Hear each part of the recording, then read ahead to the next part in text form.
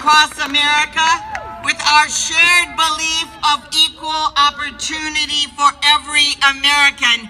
And when we decided to do this rally, I was so pleased that he accepted my invitation to join us in Macomb County today.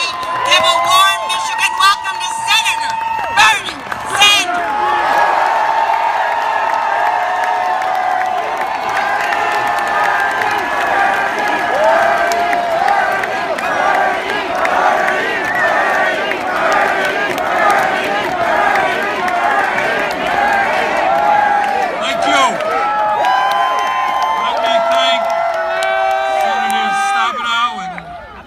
Senator Peters, and let me thank the Michigan Congressional Delegation and the Michigan Democratic Party for putting on this fantastic event. You look great from up here.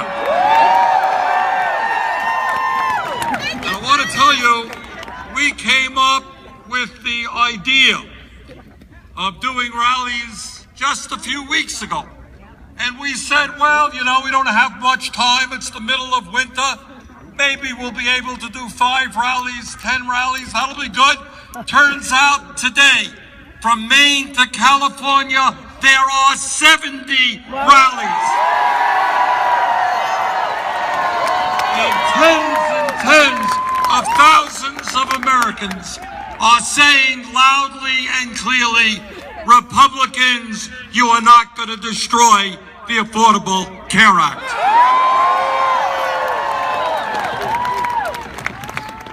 It's been said before, and let me say it again, especially on this weekend where we celebrate one of the great Americans in the history of our country, Dr. Martin Luther King Jr. This is the wealthiest country in the history of the world. It is time we got our national priorities right. The United States today, and I hope everybody in America understands it, we are the only major country on earth not to guarantee health care to all people as a right. So our job today is to defend the Affordable Care Act. Our job tomorrow is to create a Medicare for all single-payer system.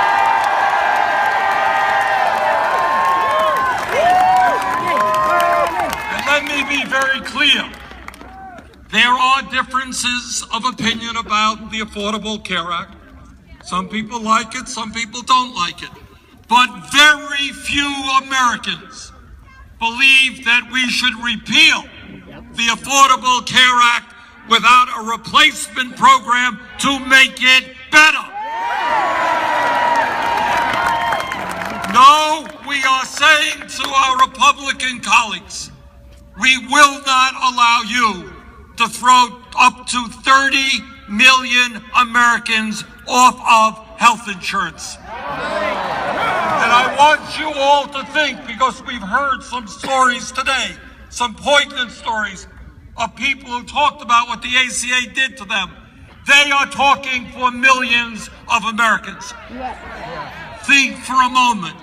You take away health insurance from 30 million people, how many of them will die? And the answer is many thousands. How many of them will become much sicker than they otherwise would? Millions would. So our job today is to tell the Republicans, no, you're not going to throw 20 million people off of Medicaid. You are not going to privatize Medicare. You are not going to defund Planned Parenthood. You are not going to raise the cost of prescription drugs for seniors. And by the way, as part of the repeal of the Affordable Care Act, they want to give over $300 billion in tax breaks to the top 2%.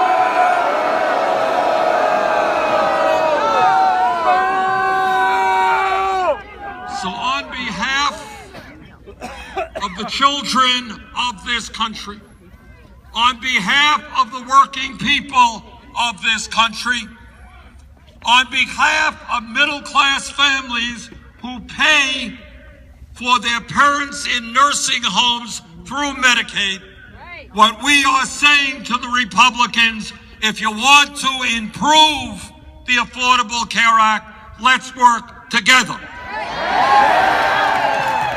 But if you think you're simply going to throw millions off of health insurance, you got another guess coming.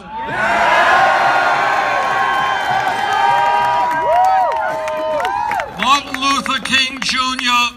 said this, and many great Americans have said it, and you all know this.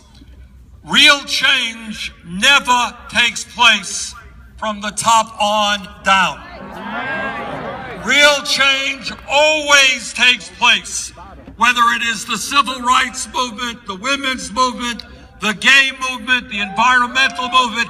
It always takes place from the bottom on up. So I say to my Republican colleagues, yeah, you're going to have to worry about Senator Stabenow and Peters and all of us in the Senate and our friends in the House. But that's the least of your worry.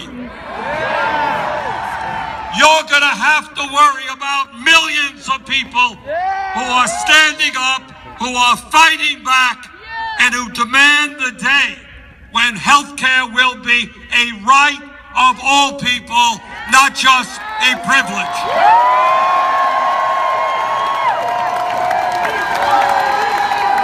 Thank you all for being out here. A wonderful turnout.